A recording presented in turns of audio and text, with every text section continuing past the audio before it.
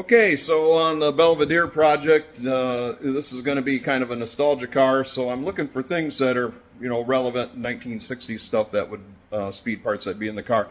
There are some things that are not going to work out. It's not practical because we do want to drive this thing here and there. So, anyways, the next logical step is I do not have a tachometer for this thing, and I could probably just order a Equus, or there's some that look quite similar to the Stuart Warners from the and the Sun Tachs from the 1960s, but no, I'm going to have the genuine thing. So here's what I came up with. Okay, so here's what I came up with. This is a Sun Super Tach, which would be period correct. This is the real thing. This is a blue line. There's a green line. There's a blue line.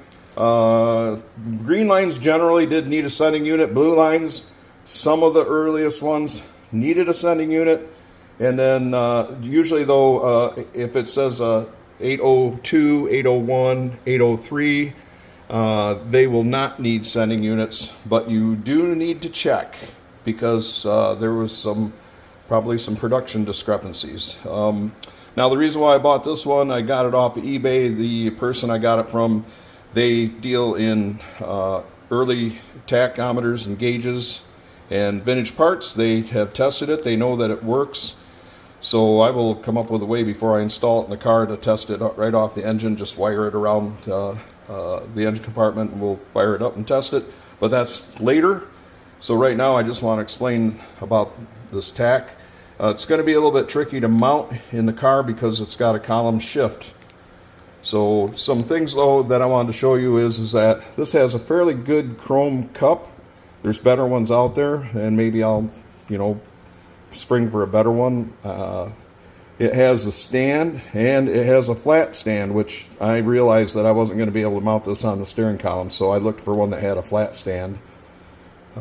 Original light, and this nut and the stand, everything. If you don't get these things along with the tachometer, you're going to pay $40–50 for each item to get them off of eBay or hunt endlessly at swap meets. So that's why I paid pretty good money for this tach. But being it's so complete, I felt that was probably worth my time and effort.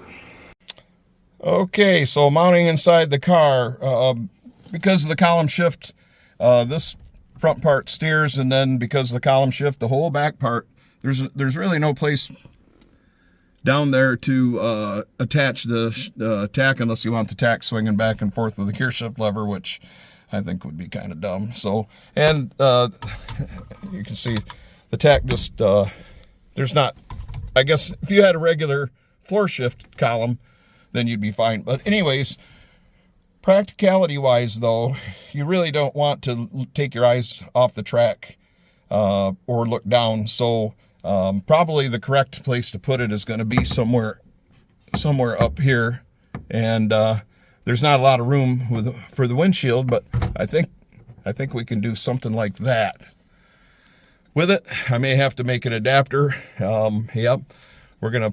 I'm not gonna put holes in the padded dash. That's for certain. It's too nice of a padded dash. Probably gonna do some rib nuts and then wire it through, probably through this speaker grill, something like that. If anybody has any better ideas. Now some guys will just hang it down from below the dashboard, but I'm gonna put a triple set of gauges in here. Stuart Warner, I want voltmeter, vacuum, and water temperature. I have an old Sun oil pressure gauge over here.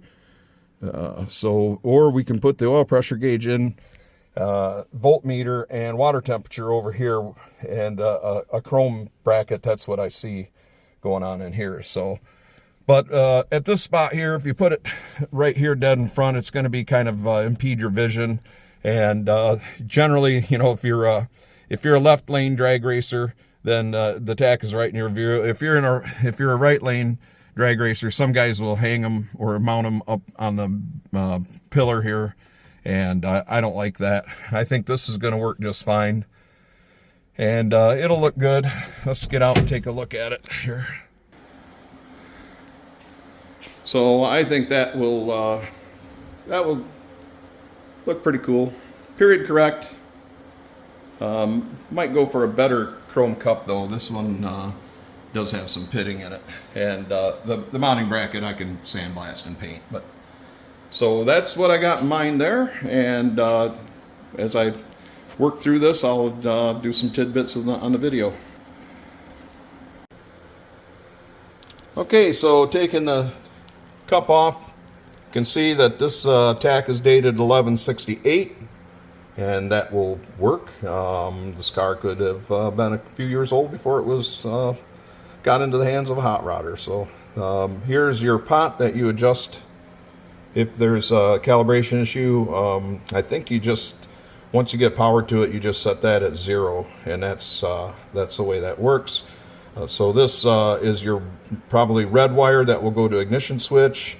This wire is the trigger wire. I think that goes to the negative side of the coil, and this is ground. Now, usually these dash lights are white wire, and this one is black. So what I'm going to do is probably do green wire to signify ground, and stick with black for the dash lighting. And I will just when I get all these wires put together, probably braid them or twist them, and they come out right here, and then wrap them with electrician's tape neatly. And back in the day, they did not use plastic tubing or anything like that to cover it up. Maybe that there might have been some kind of metal shield that the big boys use. I don't know. I'll have to research that. But basically what I'm seeing though in these old car magazines is electrician's tape wrapped around it, and then goes through the dash and then spreads out from under there. So that's what we'll do. Okay, got the tack wired up, shrink tubing. Of course, we replaced the light bulb. Everything works. So the next thing was to we're going to mount it on the dash, and it turns out that the lip of the stand is going to be able to slide in right underneath the padding there, and keep it in place. And then the wire leads will keep it forced in there. So I don't think I'm going to really have to attach this mechanically. I might just use some double-sided Scotch tape and slide it up in there, and I think it'll stay.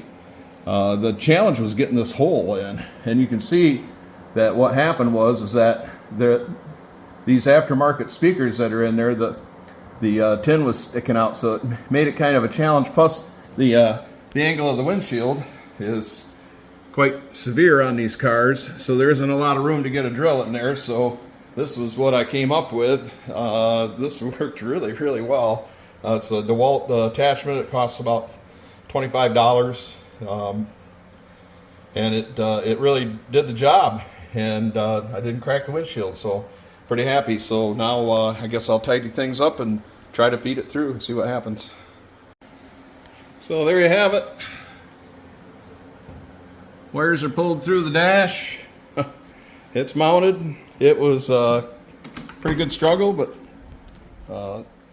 there's all of our wiring. So now it's just a matter of getting the blue wire fed up through the firewall to the coil, and the ground should be easy, and then the light. And what I'm going to do is I'm going to put a terminal strip on the heater box right there, and use jumpers, and then individually hook up each item. You know, like whenever I put a new item in, I'll just be able to go to dash lights right there and just add another jumper. It'd be nice to find a bus line type, but that's kind of what I got in mind. And then I can move. I'm going to move this gauge over, and then I'll just run it's got a dash light. I'm just going to run the feed for that over to this terminal, just extend it over and then back for now, and then that will work again. I think that this is going to work out good. So here's the in-car view. I'll give you